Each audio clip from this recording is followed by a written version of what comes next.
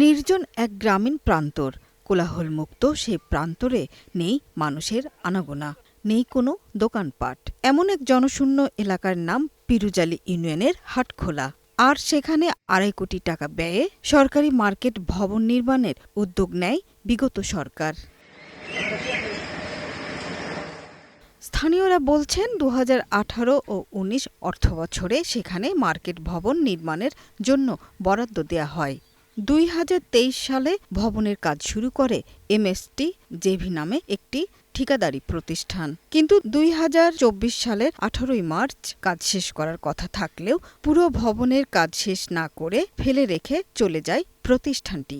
এতে নাগরিকের করের অর্থের অপচয় হচ্ছে বলেও জানান তারা। তো এই বাজারটা মরে গেছে গা। তো এই বাজারটা জিন্দা করার জন্য ওই বিল্ডিংটা করছিল, কিন্তু বিল্ডিংটা এই জায়গায় না করে আরেকটু মেন রুটের পাশে করলে তাহলে দোকানদাররা সবাই মনে করেন একটু আরাম ভোগ করতে পারতো, দেখা যায় সচ্ছল হয়ে যেত গা, বাজারটাও মানে খারায় যেত গা। তারা আরও জানান ১.৫ বছরেরও বেশি সময় ধরে নির্মাণাধীন ভবনটির খোঁজ নেয়নি সংশ্লিষ্ট দপ্তর। পরিত্যক্ত ভবনে এখন রাতের বেলায় বসছে মাদকসেবীদের আড্ডা। রাস্তার সাথে থাকার কারণে অনেক বখাটে ছেলে পেলে এখানে নির্জন এলাকা হিসেবে অনেক মাদক দ্রব্য পান করে। এই বিল্ডিংটা তাড়াতাড়ি হতো, বিভিন্ন জায়গায় লোকজনের শিডিউল দেওয়া দোকানের বরাদ্দটা দিয়ে দিলে সরকারের কাছে আমাদের এইটাই আবেদন। তবে এ বিষয়টি জানতে পেরে উপজেলা প্রকৌশলীকে তদন্ত করে ব্যবস্থা নেয়ার কথা জানালেন উপজেলা নির্বাহী কর্মকর্তা।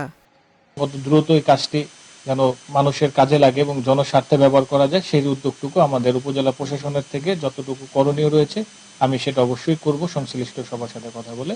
এলাকাবাসীর দাবি মার্কেটটির কাজ দ্রুত শেষ করে জনগণের জন্য উন্মুক্ত করে দেয়ার। সুরাইয়া অনু, গ্রিন টিভি নিউজ ডেস্ক।